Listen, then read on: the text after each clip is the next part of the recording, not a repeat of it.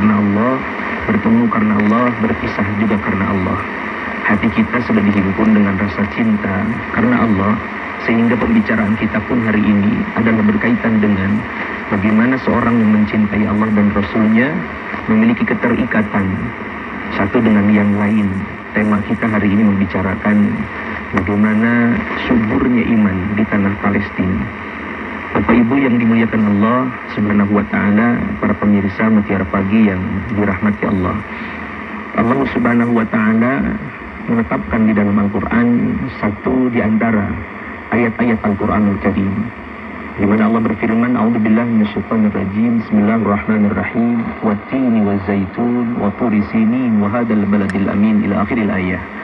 Ulama tafsir mengatakan bahwa yang dimaksud dengan watin, wazaitun, wa turi sinin wa hadzal baladil amin ini adalah menggambarkan tentang keberkahan tiga negeri, di mana di dalamnya Allah Subhanahu wa Ta'ala menampilkan berbagai ayat kebesaran Allah, dan Allah juga menampakkan bagaimana keberkahan-keberkahan itu.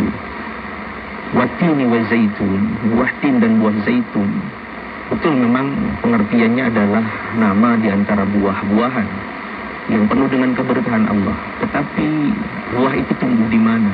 Ternyata ulama mengatakan bahwa buah tin, buah zaitun ini alamat tentang sebuah tempat. Yang kita maksudkan di sini adalah tempat yang bernama Palestina. Watini wa zaitun, buah tin dan buah zaitun. Waturi sinin adalah tempat di mana Nabi Musa alaihi salam itu bercakap-cakap dengan Allah, sehingga beliau, Nabi Musa, bergelar Kalimullah. Tempat ini adalah satu bagian di antara negara Mesir yang kita sebut dengan Bukit Sinai. Yang berikutnya adalah wahadal baladil amin, negeri yang aman, penuh dengan keamanan, keberkahan. Yang dimaksudkan adalah Makkah al-Mukarramah. Yang kita bicarakan hari ini adalah satu di antara tiga negeri itu, yakni negeri Palestina.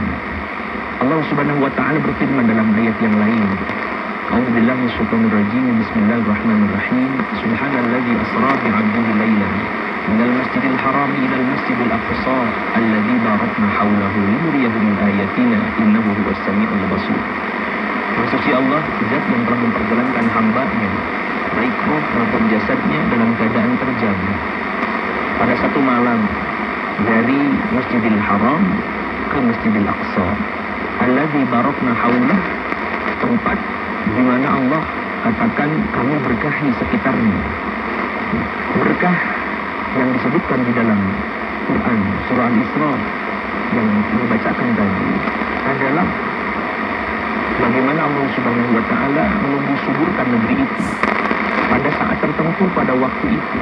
Bagaimana negeri itu subur makmur, bagaimana buah-buahan yang kita sebutkan di awal, buah tin, buah zaitun, dan berbagai buah-buahan berlimpah di sana. Artinya dalam konteks keberkahan di mana Allah berikan secara materi rezeki yang berlimpah ruah. Yang kedua, keberkahan dimaksudkan ternyata menurut para ulama tafsir adalah bagaimana negeri Palestina itu adalah sebuah negeri yang Allah utus banyak sekali para nabi dan para rasul Allah Subhanahu wa Ta'ala. Bagaimana kita tahu di dalam Al-Quran kisah tentang Ali Imran, keluarganya Imran. Imran seorang hamba Allah yang salih. Dia keseharian adalah sebagai seseorang yang mengabdikan dirinya untuk Masjidil Aqsa. Ia memiliki seorang istri yang salihah bernama Hana. Kemudian Allah lahirkan dari rahim seorang wanita salihah. Nanti kemudian digelar Siddiqah, perempuan yang begitu kuat imannya, dipercaya sebagai orang yang salihah, afifah, terjaga kesuciannya. Maka ia melahirkan seorang laki-laki, anak laki-laki yang kita kenal dengan Isa ibnu Maryam. Di sana pun juga Maryam ketika kecilnya sampai dewasanya itu dirawat oleh seorang laki-laki yang saleh dan bergelar nabi, bernama Nabi Zakaria, yang merupakan juga adik ipar dari Imran. Jadi orang-orang hebat, orang-orang soleh pada kisah ini ternyata itu ada di sekitar. Bahkan ia merupakan orang-orang yang hidup di Masjidil Aqsa. Artinya kalau kita lihat bagaimana orang-orang soleh tinggal di sana, itu tempat merupakan tempat yang dipilih Allah dengan segala keberkahannya. Sebelumnya kita tahu bagaimana Nabi Ibrahim alaihi salam pun juga berkunjung ke sana, mendakwahkan agama Islam, atau mohon maaf, mendakwahkan tauhid syariatnya di sana. Kemudian kita lihat bagaimana kisah tentang nabi-nabi yang lainnya. Nabi Yakub, ada Nabi Sulaiman yang dikenal sebagai satu di antara pendiri, karena ulama mengatakan bahwa yang pertama kali mendirikan Masjidil Aqsa adalah malaikat-malaikat Allah. Sebagian mengatakan adalah para nabi-nabi Allah. Di antara yang meninggikan pondasinya adalah Nabi Sulaiman alaihissalam dengan kekuasaan dan kerajaannya. Jadi Masjidil Aqsa ini berkah luar biasa, sehingga direkomendasikan oleh Nabi satu di antara tempat yang sunnah dikunjungi. Masjidil Haram, Masjid Nabawi, Masjidil Aqsa. 100.000 kali lipat pahala kebaikan di Masjidil Haram. Demikian di Masjid Nabawi 1.000 kali lipat, dan di Aqsa Allah lipat gandakan menjadi 500 kali lipat kebaikan dibanding masjid-masjid yang lain. Ini keutamaan sehingga kita disunahkan mengunjunginya. Masjidil Aqsa demikian disebutkan pula di dalam Al-Quran, bagaimana Nabi SAW ketika peristiwa Isra Mi'raj menjadikan Masjidil Aqsa sebagai terminal pemberhentian sementara untuk selanjutnya naik ke Sidratul Muntaha. Bagaimana keberkahan yang dimaksudkan kalau konteks Palestina hari ini? Itu kan pertanyaan kita. Kalau kita lihat bagaimana Allah menguburkan Palestina pada saat itu, bagaimana Allah menghimpun orang-orang soleh, termasuk Imam Syafi'i rahimahullahu ta'ala alaihi, itu pun juga terlahir di sana. Orang-orang besar, orang-orang hebat ada di sana. Tetapi ketika kita lihat keniscayaan hari ini, menerjemahkan alladzi barakna haulah, keberkahan yang ada di Palestina, keberkahan yang ada di Masjidil Aqsa dan sekitarnya, itu seperti apa? Kalau hari ini kita bisa bertemu tatap muka, atau paling tidak di dunia, kita dalam keadaan sehat, afiat, aman, tenang, bahkan mungkin sebagian bapak ibu ada yang disuguhi sambil minum kopi dan seterusnya. Seperti di sana pagi hari ini, seperti apa keadaannya? Mencekam setiap waktu, dan itu berlangsung sudah lebih daripada 70 tahun. Bagaimana orang-orang yang ada di Palestina itu tetap bertahan untuk mempertahankan iman. Berbeda dengan kita mungkin hari ini tujuannya adalah dalam rangka merawat iman, tetapi di Palestina itu sudah pada kategori mempertahankan iman mereka.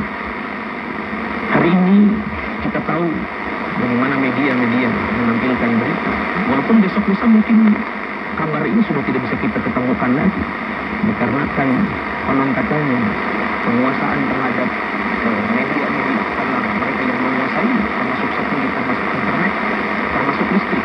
Bagaimana hal ini sudah tidak bisa dirasakan lagi. Barokna haulah seperti apa yang harus kita terjemahkan untuk orang-orang Palestina? Makanan tidak ada, minuman demikian halnya, bahkan keamanan. Hari-hari mereka disuguhi ketidakamanan, ketidaknyamanan. Hari-hari mereka disuguhi bagaimana orang-orang itu berjihad di jalan Allah Subhanahu wa ta'ala, sehingga satu demi satu di antara keluarga mereka dipanggil Allah, bukannya dalam jihadnya, tetapi bahkan dipanggil Allah sebagai syuhada. Nah, pertanyaannya sekali lagi, mereka seperti apa? Maka izinkan saya menyampaikan kepada Bapak dan Ibu para pendidikan FRI sekitar Bandung, Cirebon,